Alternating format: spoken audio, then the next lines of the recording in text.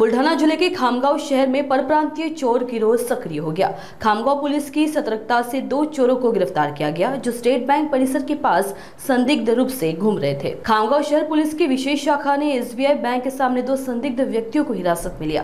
पूछताछ के दौरान दोनों की पहचान सोनू उमाशंकर सिंह और उनके साथी के रूप में हुई। दोनों आरोपी पेशेवर बैग लिफ्टर निकले, जिन पर पहले से ही चोरी और लूटपाट के कई मामले दर्ज है। कड़ी पूछताछ में दोनों ने जिला अकोला में 50,000 रुपए की बैग चोरी की वारदात को भी कबूल किया। पुलिस ने दोनों आरोपियों की आगे की कार्रवाई के लिए अकोट पुलिस के हवाले कर दिया। खामगांव पुलिस की सतर्कता से शहर में एक बड़ी वारदात टल गई, लेकिन पुलिस अब इन चोरों के नेटवर्क की गहराई से जांच कर रही है। Additional SP Shri Lodha sir व डीवायएसपी श्री प्रदीप पाटील सर यांच्या सूचनेप्रमाणे व माननीय पोलीस अधीक्षक सर यांच्या नियमित आम्हाला आदेश आहे की दिवसा किंवा रात्रीला किंवा संध्याकाळी पायी पेट्रोलिंग करायची आहे, बँकेमध्ये पेट्रोलिंग करायची आहे। आता सण उत्सव आलेले आहेत, बँकेत पगार काढणाऱ्यांची किंवा बाजारात खरेदी विक्री करणाऱ्यांची आता जगदंबा उत्सव पण चालू आहे, सण उत्सव चालू आहे। या निमित्ताने नेहमी पेट्रोलिंग करायचे, त्या आदेशानुसार आम्ही डीबी पथकाला सक्रिय केलेलं आहे। तर आमचे डीबी पथकाचे अंमलदार सर्व बँकांना भेटी देतात, एटीएम मधला भेटी देतात व काही संशयित वगैरे मिळून आले त्याची माहिती पण घेतात। तर आज रोजी आमचे डीबी पथकाचे अंमलदार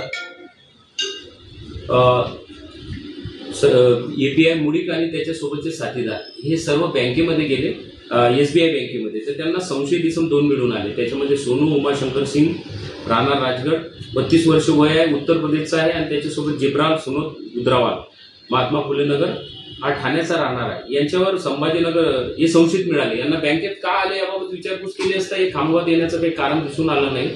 हे संशयित होते, त्यांना पोलीस स्टेशनला आल्यावर सखोल विचारपूस केली असता त्यांच्याकडे छत्रपती संभाजीनगरला गुन्हा दाखल आहे, हर्सूल पोलीस स्टेशनला 392 420 सारखा गुन्हा दाखल आहे।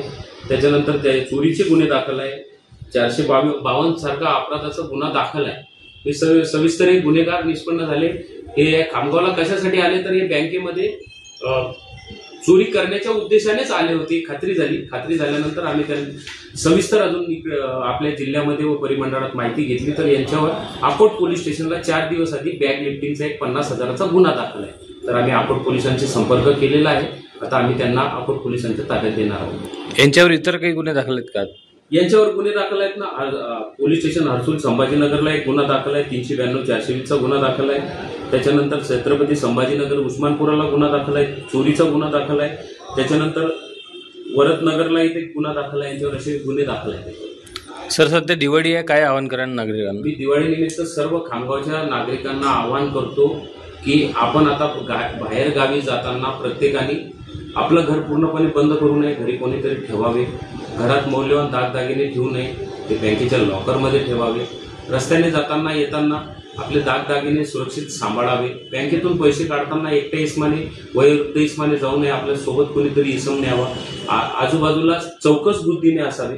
बाहेर गेल्यास आपल्या कॉलनी भागामध्ये किंवा इकडे तिकडे कोणी संशयित इसम आले, काही फेरीवाले आले, संशयित दिसून आले तर त्यांना टोकटाप करा, डायल 112ला कॉल करा, एवढी विनंती करा। ठीक आहे।